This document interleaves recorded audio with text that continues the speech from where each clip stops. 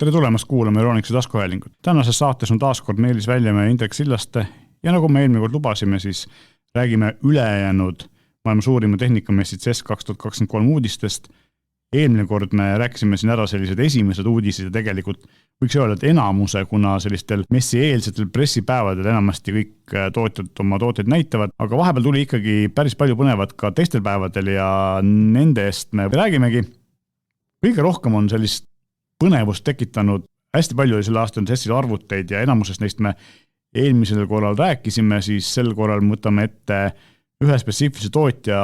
arvuti, see on Lenovo ja Lenovo on selline huvitav firma, kes sarnaselt tegelikult asusele, et nad on alati teinud selliseid huvitavaid, kas siis prototüüpe või päris tootmisesse mõeldud arvuteid, mis on natuke teistsugused kui teised, eks ole, et siin päris mitu aastat me oleme näinud Lenovolt neid painduva ekraaniga mudeleid, eks ole, mis on siis meenutavad seda Samsungi Galaxy Foldi käib ekraan pooleks, aga ainult Lenovo toodabki vist. Jah, just. Asus oli ka äkki midagi sarnast eelmine aasta. Aga sel aastal tõi nad turule hoopis, või messile müügil nad veel ei ole, aga väidetavalt vähemalt üks neist ka päris müügil jõuab. Kaks väga huvitavat arvutit, üks neist on 2 ekraaniga mudel, mille siis selle koha peal, kus muidu on, eks ole, klaviatuur ja touchpad on ka ekraan, aga ta ei ole siis nagu üle terve selle pinna ei ole üks ekraan, vaid on siis jah, niimoodi, et hing on vahel, eks ole, et tavaekraani koha peal on üks ja siis klaviatuuri asemel on teine täpselt samasugune ekraan, OLED-ekraanid muuseas, nii et väga hea pildiga. Mõte on siis selles, et sa saad kasutada teda niimoodi külje kõrval, kas siis panna ta püsti asendisse ja kaasas on selline klaviatuuri ümbris, mis muundub siis selliseks arvuti hoidjaks, eks ole, saata panna kas püsti niimoodi, et üks ekraan on teise peal ja sul on põhimõtteliselt 2 tööpinda, et kas mingi koosoleku pidamiseks samal ajal mingi asja vaatamiseks või siis külje kõrval, kui saad mingi tekstijoetust teha ja võrrelda või ühest asjast aknast teise tõsta, nagu 2 monitori põhimõtteliselt. Ja eraldi on siis Bluetooth klaviatuur ja puutepliiats ja klaviatuur on selline, et ta käib siis kas selle alumise monitori alumise otsa külg ilusti kinni, et ta seisab selle niimoodi magnetiga, seisab seal nii, et saad ilusti kirjutada. Ainuke asi siis see, eks ole, et sel ju peab see arvuti olema püsti tõstetud või siis, kui sa kasutad tavalises ülearvutina, siis muidugi on olemas ka virtuaalne klaviatuur, mida saad liigutada nii, nagu ise tahad, kas üles äärde või alla äärde. Aga siis sa saad panna selle Bluetooth klaviatuuri selle alumise ekraani peale ja siis ta muutub põhimõtteliselt nagu klassikaliseks ülearvutiks, et see klaviatuur on sama koha peal, kus tavalises ülearvuti ekraan, klaviatuur on selle koha peal, kus tavalises ülearvutil. Kui klaviatuur sinna peale pannes, ta jääb sinna magnetitega ilusti kinni ja magnetitega toimub ka siis see lülitus, et arvuti saab aru, et klaviatuur on seal peal ja ta muudab siis selle alumise osa muudab puutetundlikult touchpadiks, eks ole, et puuteplaadiks. Ehk siis saab kasutada nagu tavalist arvutit. Võiks arvata, et tegemist on sellise mitte kuhugi mineva näidistootega, mis on lihtsalt huvitav, aga mitte väga praktiline, aga kõik tehnikaajakirjanikud, kes CES-il käivad, olid sellest väga vaimustuses, et nad nägid seda oma silmaga, seda ise katsuda, ise proovida ja nagu ütles, et see on väga praktiline. Ja ma arvan ikkagi see need 2 ekraani, eriti kui seda paned sellesse standi püsti sinna seisma ja siis seda nii-öelda nagu visuaalis vaatad, et klaver on ees ja sul on üleval üks ekraan ja alla jääb selle juhul teine ekraan, et põhimõtteliselt ongi võib-olla tõstab sellist produktiivsust, mida läpparite puhul tihti nagu tahetakse, või miks üldse võetakse ju mitu ekraaniga kuskile kontoris, kuskile laua peale kõrvuti, et sa lihtsalt tahadki reaalselt rohkem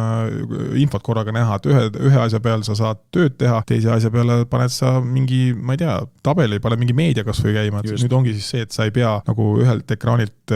nii-öelda nagu järgi andma, et sul on seal nagu vähem midagi näha või see, millega sa nagu aktiivselt pead tööd tegema, vaid siis teine ekraan on siis selle kohal või siis vastupidi, et üks on all, teine üleval ja et kuidas siis nagu endal see jaotus nagu rohkem meeldib ja klaviatuur on siis sul üldse nende ees laua peal, et ei ole füüsiliselt otseselt seotud, et just, mina kujusin kohe ette, et leid kõiki inimesi, kelle eriti Ameerikas, võib-olla ka Euroopas, ikka tegelikult mingil peal meil, need, kes meeldib teha niimoodi jutumärkides kodukontorid kuskil kohvikus, eks ole. Istuvad päev otsa kohvikus, teevad seal tööd, et see on nagu selle jaoks eriti praktiline, et sa tõstad üles, sul on tegelikult kaob ka sellega ära see, et see ülemine ekraan on sul tegelikult silmade kõrgusel, mis on nagu sülearvuti puhul saab tavaliselt allapoole vaatama, eks ole. Silmade kõrgusel ja see ongi see, et sa saad tegelikult teha niimoodi, et sa ühe mingisuguse asja paned sinna, näiteks kui sa kirjutad midagi, sa paned oma dokumendi sinna üles ja alumise kohal on sul või vastupidi on mingisugune siis research on mingisuguse asja, mille põhjal seda teed, eks on mingid muud materjalid. Või kui sa näiteks pead mingit Teamsi või Zoomi koosolekut, siis need inimeste näod on sul üleval ja all on siis mingi materjal, mida sa pead siis, millest sa pead rääkima, eks ole, või vastupidi,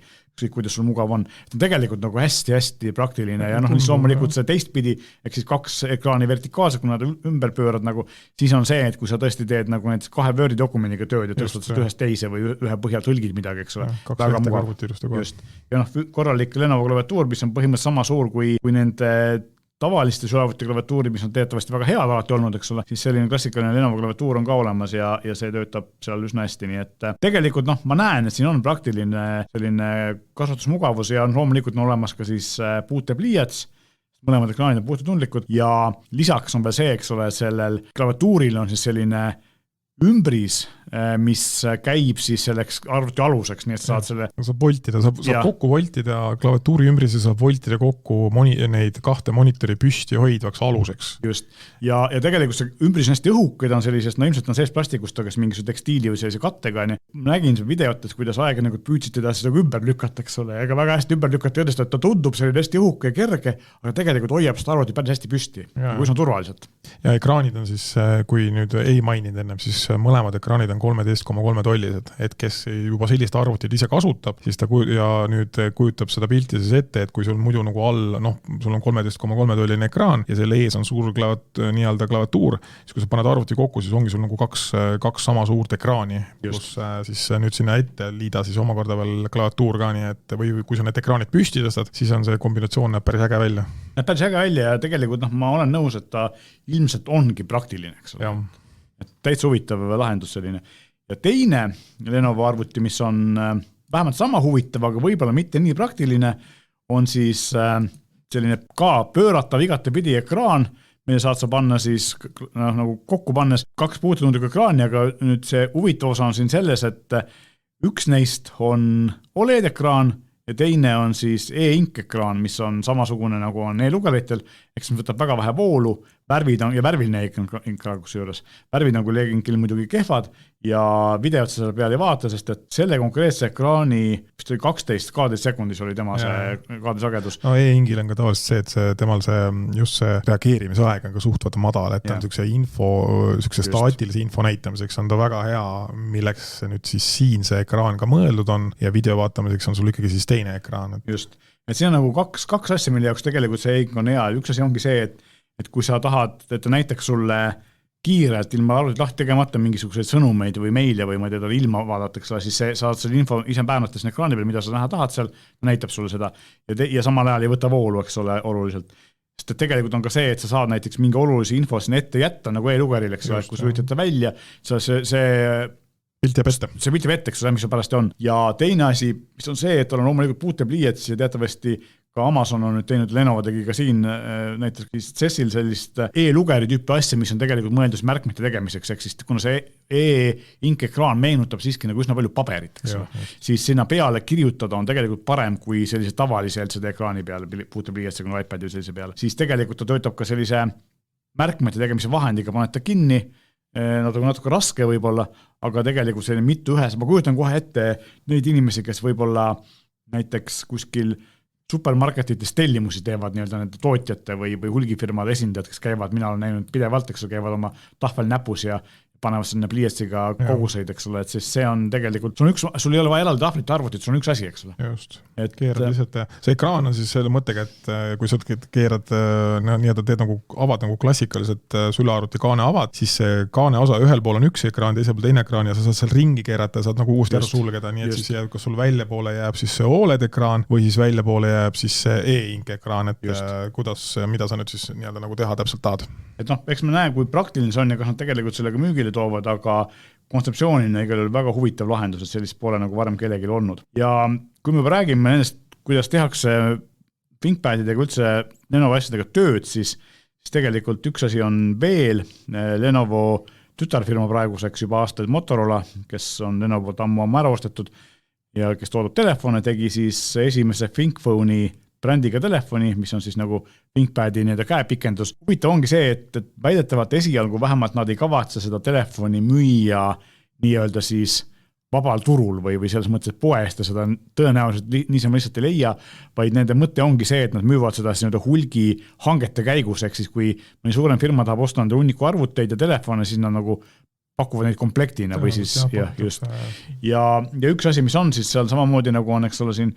Samsungil ja mõnel teistel on see väga lihtne ühindavus Windowsi arvutitega, eks ole, et ta süngib nagu siis asju ja saad näha teavitusi telefoni teavituse arvutis, siis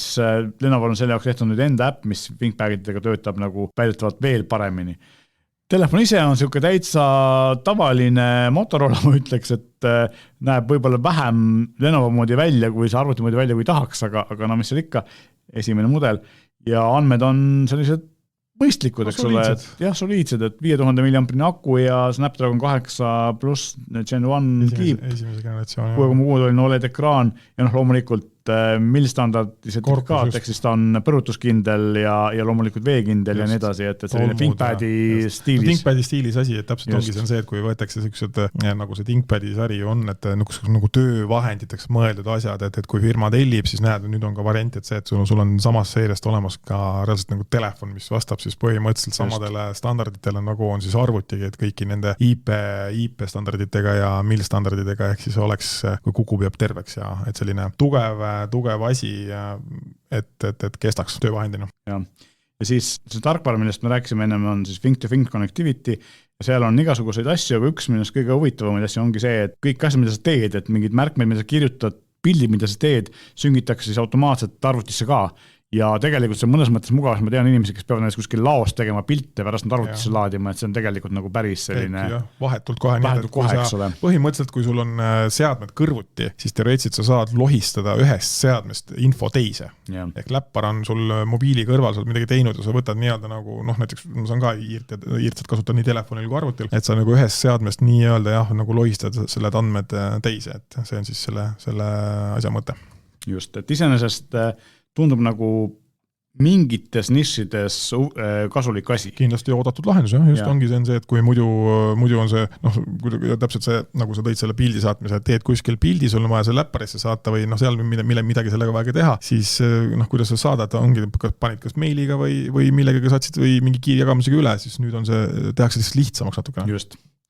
Ja kui me juba arvutitest räägime, siis räägime vahepeal korras ka laadijatesse telefonidest loomulikult samamoodi, et kuna me teame, et siin USB-C on muutumas või tegelikult juba põhimõtteliselt on muutunud standardiks, mida kõik kasutavad, siis järjest rohkem tuleb sellised võimsamaid laadijaid ja USB-C-l on ju, nüüd on ju olemas uus versioon, mis võimaldab kuni 240 vatti laadimist, aga sellised seadmedega laadime veel tegelikult nagu eriti näinud ei ole, kui me just ei võtame üksikud sülearvutid, kellel on nagu ainult üks laadija, eks ole, aga sel aastal olid CES-il mitu tootjat, Satechi, keda meie müüme, eks ole, kes on selline suuri tuntud laadijatootja ja Ugreen, kes on vähe soodsam Hiina tootja, teisi ka, aga nendel oli kohe, nendel oli kindlasti näha, olid siis esimesed 200 vattised laadijad, aga selle konksuga, et ta ei andnud korraga välja 200 vatti, vaid ta jagas selle suure võimsuse siis erinevate portide vahel. Tetsil on kõige võimsam port on 65 vatti, Ugreen oli 100 vatti, eks tegelikult saad laadida oma, ma ei tea, 90 vatti võtvat Lenovo arvutit, sinna juurde 45 vatti võtvat MacBooki ja mingit teist 45 vatti võtvat telefoni, eks ole, nii et sa saad nagu 3-4 üsna kiiret laadimist soovivad või toetavad seadet saad korraga ära laadida. Et nagu selline suurem vidin, mis tegelikult ongi mõeldud sulle laua peale selliseks üheks laadimisjaamaks, kuhu saate üle perekonna või kontorist üle pesakonna seadmeid küll ühendatakse korraga laadida. Kodus on kindlasti väga hea, ongi täpselt see, et lähed, paned oma telefoni ja läppari kõik asjad, paned kuhu sa selle paigutad, aga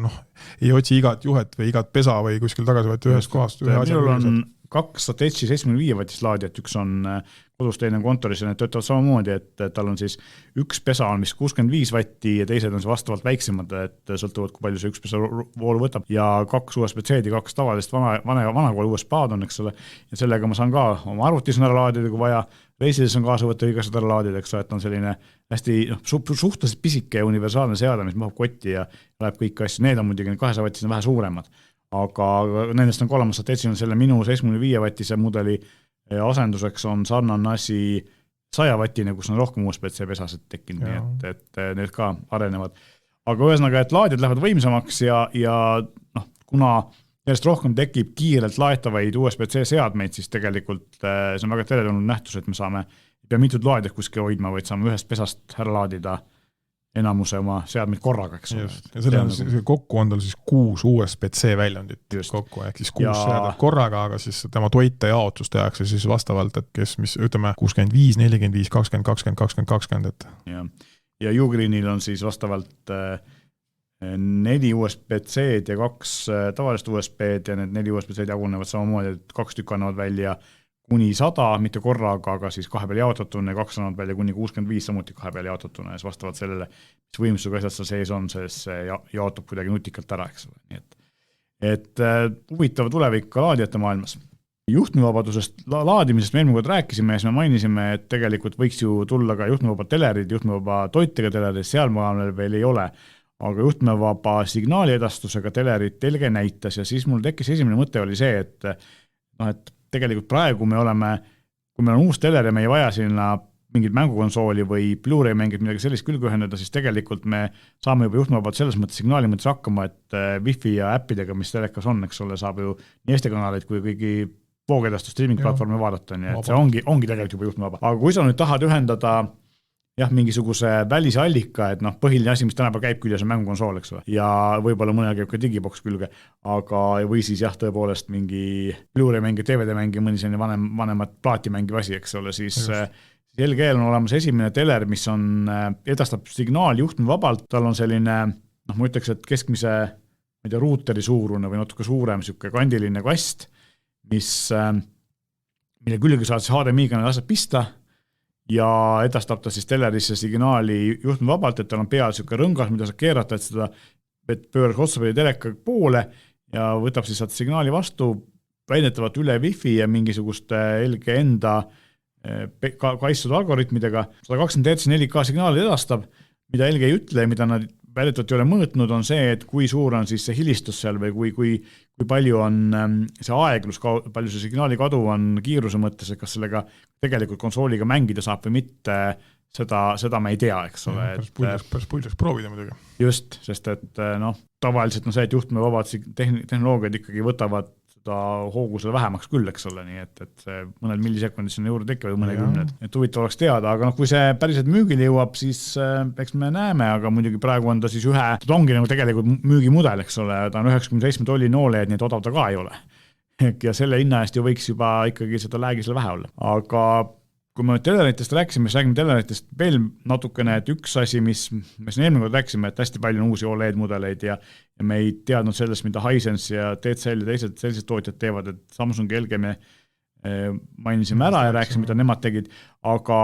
kokkuvõtteks võib telerite kohta seda öelda, kuna nüüd Hisense'il on jällegi terve hunnik uusi mini-LED-mudeleid, QLED-mudeleid siis, mis on märgatavalt soodsamad kui teistel tootjatel ja samas jällegi väga hea pildiga, osad on siis Android TV-ga, osad on siis videoga ja mida kõik need tootjad näitavad sel aastal on see, et telerite eredus on läinud hüppeliselt üles, eriti hüppeliselt on läinud üles OLED-i puhul, et kui siin paar aastat tagasi oli OLED maksimaalselt 1000 nitti, nüüd on nad 2000 niti kandis maksimaalne eredus, mis on topelt, eks ole, et eelmine aasta nad olid kuskil poole teise kandis, mis maksimaalselt. Ehk siis see on juba selline, et kui sul ikka väga ere päike otse ekraani peale paistab, seda ka vaadata, eks ole. Aga enamuses ikkagi,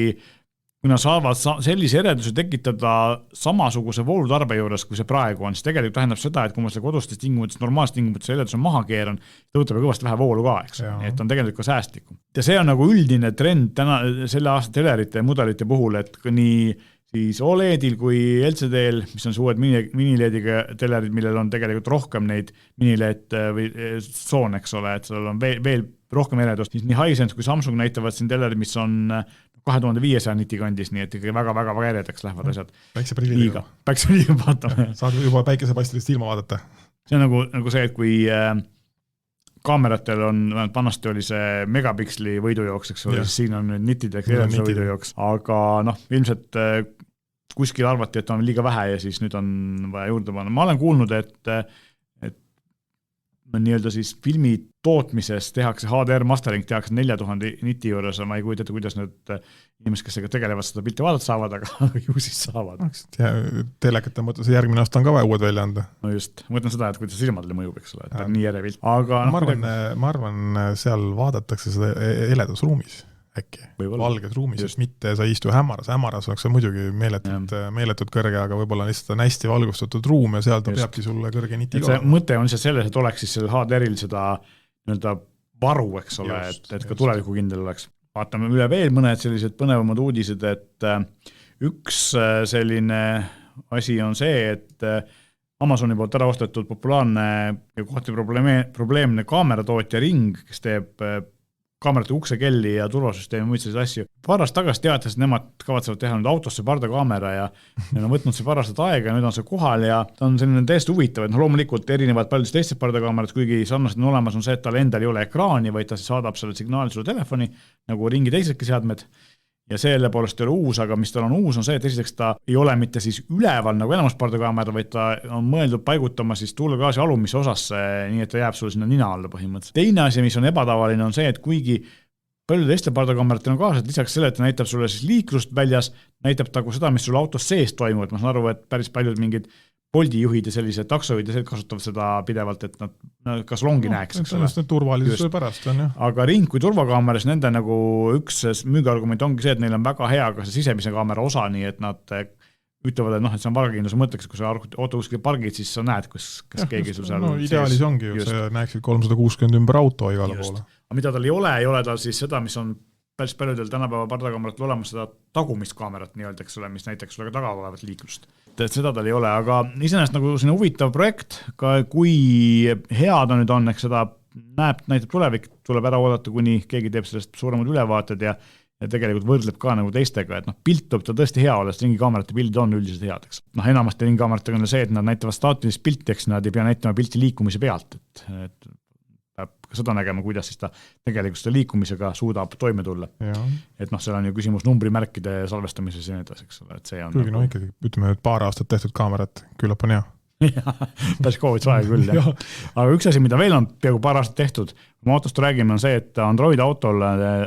tegelikult on betas olnud juba pikka aega, nüüd on kõigile saadaval, vähemalt peaks jõudma kõigi autodesse mingi lähema jooksul on poolitatud ekraani disain. Sul on Android auto, eks ole? On. Kas sa oled saanud selle juba? Ei ole veel tähelepand. Aga ma sõitsin just ma sõitsin uuema Subaruga ja sellel oli täitsa olemas tegelikult see, et suurel ekraanil ongi Android auto on ühes osas ja siis see ülejäänud info tuleb nagu teise üle selle kohale sinna. See on nende enda mingi lahendus siis? See võis olla nende enda lahendus, jah. Aga siin on nüüd niimoodi, et Android auto siis teeb ekraani niimoodi pooleks, saad kahte äppi kasutada korraga, et näiteks sul on ühel pool on siis Waze või Google Maps on mingi kaart, eks ole, teisel pool on sul siis näiteks Spotify või mingi asi, mis sul muusikat mängid, saad vaadata seal neid laulusõnu või albumi pilti, eks ole, või mida iganes muud. Ja loomulikult alles näenud ikkagi ka see võimalus, kui sa ei taha, et see kaks ekraani siit segaks või sa tahad nagu süveneda selles ühte ekraanide suurema pildina seda näha, et sa saad lihtsalt vajutada sinna selle konkreetse äpi ikoonist ja läheb su täis ekraani peale. Suureks ekraaniks. Aga et ma saan aru, et ka Apple CarPlay'l on see pooleks tehtud ekraani võimalus juba olnud olemas juba aega, nüüd on see Android auto sinna samasse jõudnud, et see tundub olevat selline asi, mida autoga sõitud inimesed tahavad. Mugav asi tegelikult, ma tean, et mina kasutan autosse YouTube Musicut kogu aeg ja siis ongi Waze'i. Pikal sõidula siis muidu nagu vahetad kohe kahe ekraani vahel, selleks on eraldi nupp, aga kui on tõesti kõrvuti olemas või üksteise kohal, kuidas nüüd kellegi auto seda nii-öelda nagu võimaldab või kellegi autoekraan seda võimaldab, täitsa ja väga tõenäoliselt mugav lisa.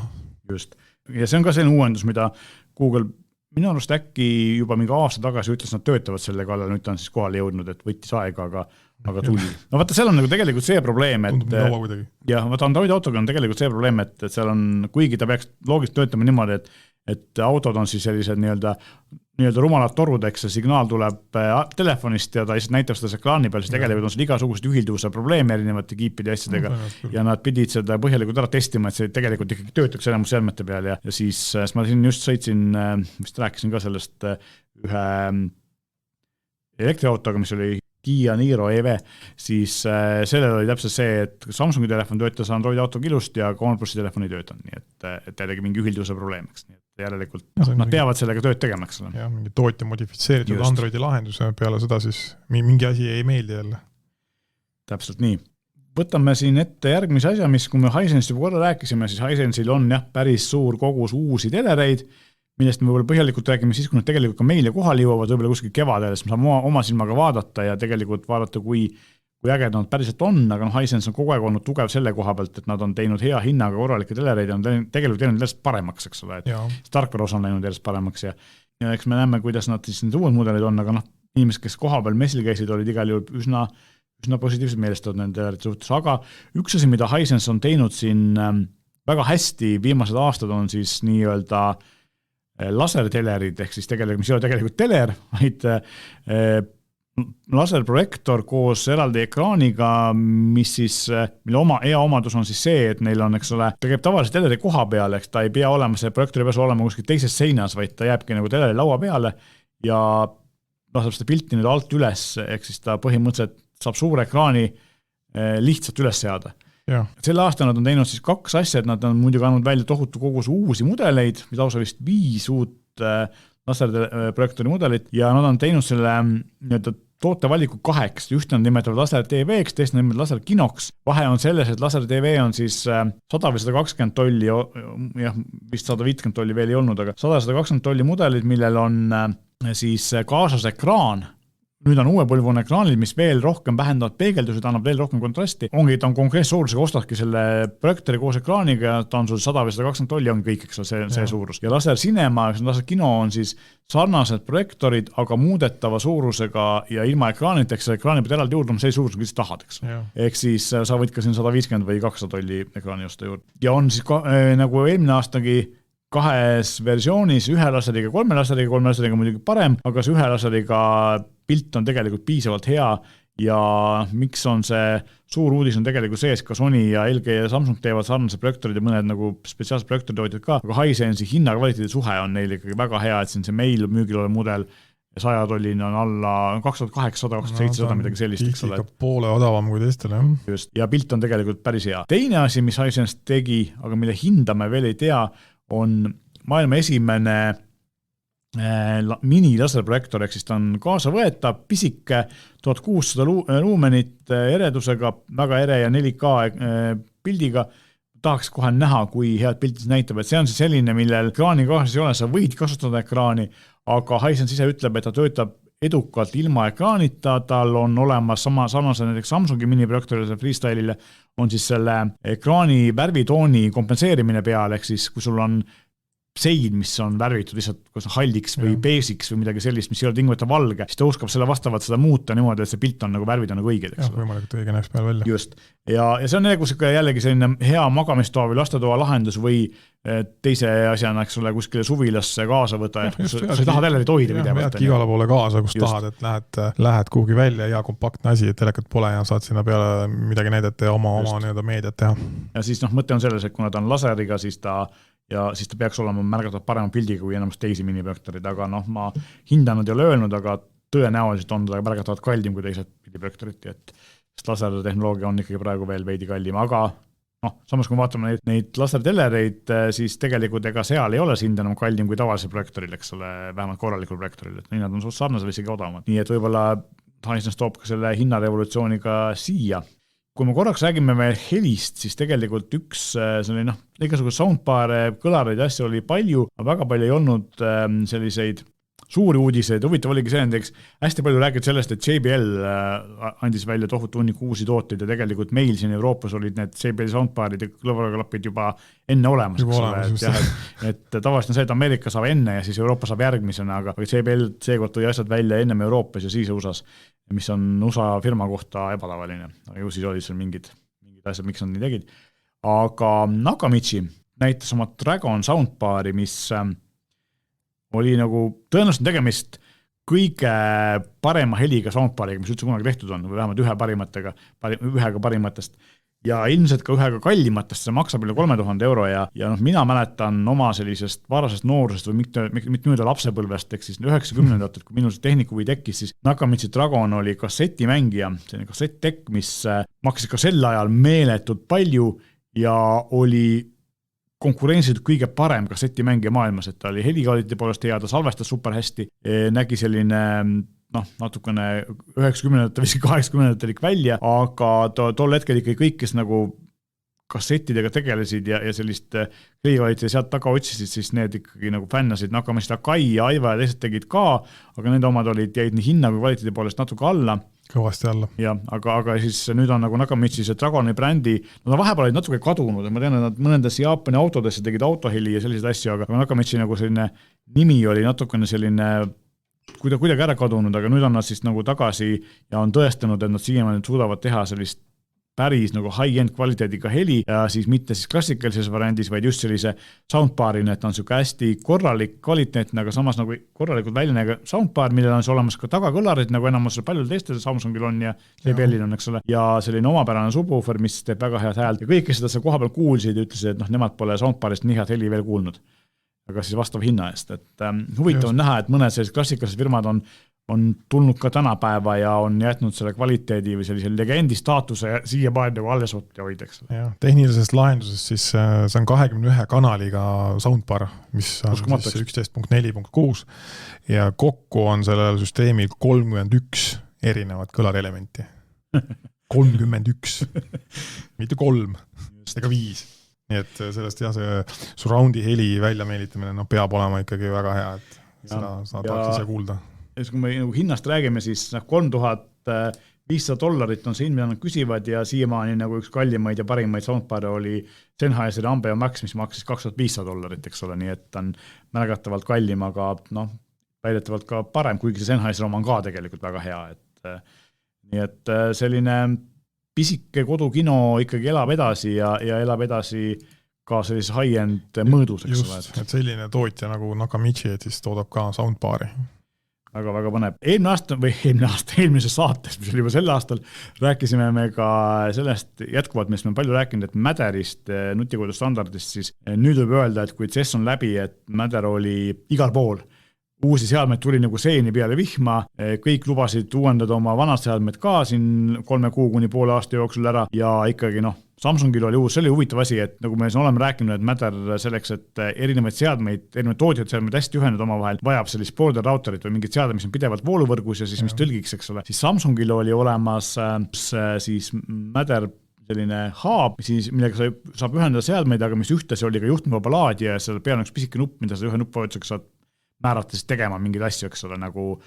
on selle, mis meil on taskus Galaxy Smart Tagi küljes olev nupp, mida saad programmeerida, ma ei tea, tullest siis välja lütama või muud sellist tegema. Ja sellel on siis samamoodi see nuppuke peal, aga ongi see, et ta ei ole lihtsalt hub, mis on niisama nurgas seisab ja mitte midagi ei tee, vaid ta töötab siis juhtmevaba laadijana, nii et sa saad oma telefoni sinna peale visata ja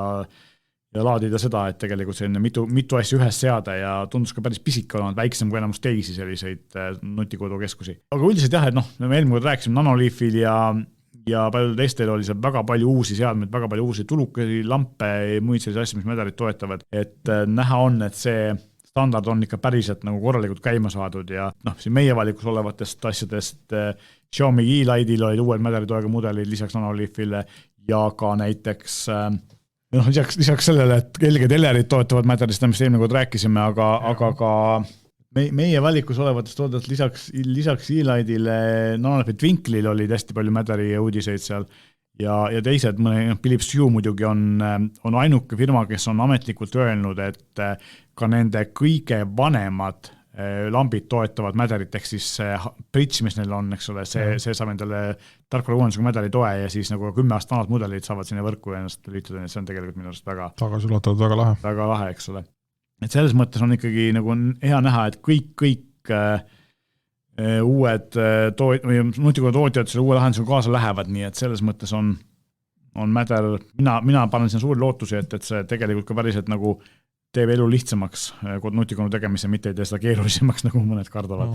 Eks me näeme. Ja võib-olla üks monitoruudis ka siia lõppu, et lisaks sellele, et absoluutselt kõigil on, nagu eelmine kord vist juba rääkisime, OLED-ekraanid ja loomulikult probleem on selles, et OLED-monitorid on ikkagi kõvasti kallimad kui mini-LED või tavaliselt seda ekraanid, aga kuna monitoride turul on OLED-i ja nüüd on 2 paneelitootjad, eks ole, nii Samsung kui LG,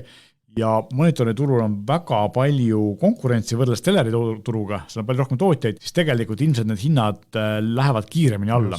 Ja see on nagu hea, kui me järgmine aasta samal ajal võib-olla saame näidata, et meil on 1000 € OLED monitori asemel võib-olla 300 € OLED monitor, eks ole, et oleks äge. Aga siiamaani on sisuloojatele sellise pildi ja fototöötluse tegijate lemmikmonitoriks olnud Apple'i Studio Display ja Pro Display XR, siis 5K ja 6K monitorideks, siis sel aastal on, LG on vahepeal midagi teinud, aga nüüd on siis ka nii Samsungil kui Dellil on olemas oma väga sarnased 5K toega monitorid, mis on väga hea pildiga ja vähemalt Samsungil on ka 4K kaamera, veebikaamera, mida Apple oma monitoridele pole pannud, mida on palju on küsitud, aga siiamaani pole pannud. See on tõesti ime tegelikult. Siin on nagu hea see, et neil on displayboardi tugi loomulikult ja toite jagamine ja muud sellised asjad, mis ka Apple'i monitorid olemas on, nii et siin tegelikult sisuloojatele on nüüd konkurentsi palju ja ma näete, kui Samsung, ma arvan, et seal on see, et miks nüüd tulid, on nad keegi ilmselt Samsung on teinud siis piisavalt hea ekraani, keda siis ka teised saavad kasutada ja ilmselt siin on tulemas ka, ma arvan, ka teistelt sarnaseid monitore, nii et ka selline profimonitoride turg on saanud uut elu sisse ja Apple seal ainuisiklisust enam väga ei valitse või ta on ka alternatiivi tekkinud, mis on hea. Loodetavasti siis ka hinnalangust oodata. Just. Ja teine asi, mida Apple siin sel aastal või eelmise aastal on teinud ja mis nüüd konkurentsi saab, on see, et iPhone'id said teatavasti ju satelliitside toe, ehk siis tegelikult sellise hädaabi sõnumite saatmise toe ja mõni aeg hiljem näitas Qualcomm ja siis nüüd ta näitas siin CES-il seda uuesti oma siis satelliidi kaudu sõnumite saatmise lahendust. Nende siis nägemus on selline tegelikult ka konkureerival Bullet Groupil on siis lahendused sellised, mis siis nad pakuvad seda teenusena, ehk siis nii-öelda toetatud telefon, muidu saadab sõnumit tavalise võrgu kaudu, aga siis kui see levi ei ole, eks ole, siis saab otsida, näitab sulle ära, kus on satelliidid, sa ühendad sellega ära ja ta saadab sulle selle sõnumi selle kaudu ja siis selle eest peab maksma, üsna krõbedat, aga siiski kasutatavat kuumaksu, et siiamaani oli Garminil oli see, et neil olid küll nagu spetsiaalsed seadmed, mis satelliitsõnumid toetasid, aga nad ka töötasid kuumaksuga ja Bullet Groupil näiteks kasutab erinevalt Qualcommist MediaTeki kiipe ja üritab müüa oma teenust ka konkureerivatele telefonidele. Praegu esialgu nad tulevad Cati ja Motorola Defy telefonidele, mis on sellised, ongi see matka või keeruliste kohtades mõeldud nagu põrutuskindlad telefonid. Et paketid on sellised, et 30 sõnumit kuus maksab $5, 125 sõnumit kuus maksab $10. Ehk seda ei ole mõeldud nagu sellist pidevaks saatmisega, või ongi see, kui sa oled kuskil kohas, kus sul ei ole, kus on vaja, jah, sa saad saata, öelda, ma olen elus ja või kutsuda abi või mis iganes muud, saatke mulle toitu. Et sellised, ühesõnaga, et Apple tegi selle satelliidi otse telefoni otse satelliitiga ühendamise asja lahti ja nüüd on siis teistel tuleb see asi järgi ja praegu kasutatakse veel selliseid Globalstari Iridiumi ja selliseid nii-öelda vanakooli kõrgel asuvaid sidesatelliite, mis tegelikult peavad leidma endale uue rakenduse, kui telesignaal liigub järjest rohkem internetti, eks ole, siis tegelikult neid telesatelliite nii palju ei ole vaja ja osa sellest mahust lähebki juba siis selliste internetiteenuste pakkumise alla, eks ole. Aga kuna sealt väga suurt levi või sellist väga suurt kiirust ei ole võimalik saada, siis sõnumid ongi need, mis liiguvad. Teine asi, mida mina näen tulevikus tulemas, ongi see, et SpaceX ja muud teised madalal olevate väikesatelliitide kogud hakkavad ilmselt ka nagu võimaldama mingid sõnumiteenused pakkuma eraldis lisaks sellele tavalise internetiteenusele. Ma just mõtlesin sama asja, et sellel on ju, SpaceXil on ju meeletult suur nii-öelda see katte osa üle oma nende satelliitide arvuga, et seal just, et see üle selle sõnumi saatmise võib-olla lihtsus või kiirus või just see katte osa on veel parem. Aga ma millegipärast arvan, et siin juhtub see, et SpaceX teeb mingil hetkel, kui see ühilduvus saab nagu lihtsamaks oma äpi, mida ta pakub kõigile tootjatele, ehk siis selles mõttes, et nagu põhimõtteliselt, kui telefon on piisavalt võimekas, et ta suudab seda satelliiti näha, mis ei tohiks olla suur probleem, SpaceX satelliidid on ja seal ei ole nagu väga suurt andmemahtu, eks ole, sa ei pea olema erinevast Starlinkist, ei pea olema pidevalt nagu ühenduses, vaid see sõnum, ta on väike maht, eks see läheb kiiresti läbi, siis ma arvan, et mingil hetkel nad teevad mingisugune lihtsalt äpipõhise lahenduse ja ongi olemas. Aga siia lõppu räägime natuke sellest, mida me tegelikult ei näinud CES-il, mis on huvitav, et Sony telerid, üldse Sony, alguses ütlesime, et telerid ei näita selle pärast, et me räägime PlayStationist, PlayStation VR-ist ja ühtlasi ka siis uutest autodest ja asjadest, siis tegelikult nad näitasid üsna vähe, näitasid küll, jah, VR-i demod olid väljas, rääkis sellest, et lõpuks ometi tuleb sel aastal välja Gran Turismo film, mida on tehtud ka vist vähemalt 10 aastat. Väga kaua juba. Ja sel aastal ta siis tuleb välja. Nad tegid PlayStation 5-le sellise modulaarse puldi sarnas nagu on Xboxil, ehk siis inimestele, puuetega inimestele, kellel on võib-olla mingid motoorika probleemid, saavad paremini mängida, eks ole, et see oli nagu suur asi. Ja koostöös siis Hondaga näitasid oma esimest autot, mis me siiamaani veel ei tea, milles lõpuks välja tuleb, aga siis nagu päris disaini nägi selline üsna tavaline välja, ma ütleks, prototüübid nägid palju ägedamad välja kui see. Just. Teine asi, aga tellerid nad siin näidanud ja ilmselt näitavad neid kunagi eraldi kevadel uusi mudeleid. Teine asi, mida sel aastal oli hästi vähe, oli 5G, ehk siis kui eelmistel testidel enne siin koroonat igasugused telekomi firmad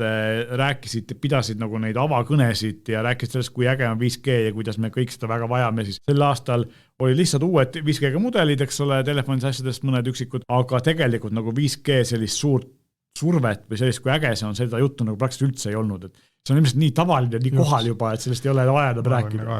Ja võib-olla on ka see, et operaatorid on aru saanud, et tegelikult see ei ole selline maagiline asi, mis meid kõiki päästab, eks, vaid on lihtsalt üks veidi kiirem tehnoloogia.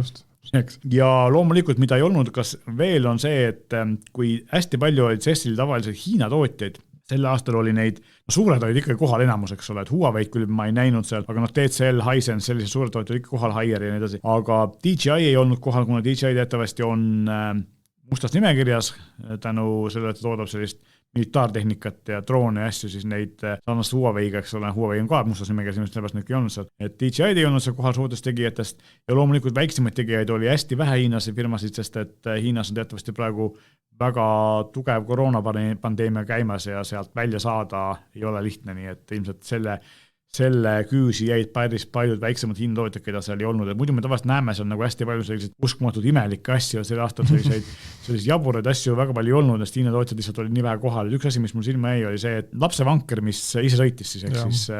mida mina küll kasutada julgeks. Seal oligi juures, et last sees olla ei tohi. Ja sellist teisi fisikesi kummalisi asju oli veel, aga jah, selliseid väga-väga imelikke tooteid sel aastal ei paistnud. Selline oli meie ülevaade siis aasta esimesest ja ilmselt kõige suuremast tehnikamessist CES 2013. Järgmine nädal me räägime tõenäoliselt hoopis uutest toodetest, mida me ise proovinud oleme. Sellega me selle saate kokku tõmbame, nii et tuletan teile meelde, et kui te soovite meile anda teada, mida me peaksime rääkima või kuidas te saadet paremini ja teile meeldivamalt teha, siis palun kirjutage meile, meie meiliadress on saade@euronics.ee ja loomulikult võite jätta oma kommentaarid meie Facebooki ja Instagrami postituste alla, me loeme need kõik läbi ja teeme see saade täpselt nii, nagu teie soovite. Meie aga täname kuulamast. Kena päeva!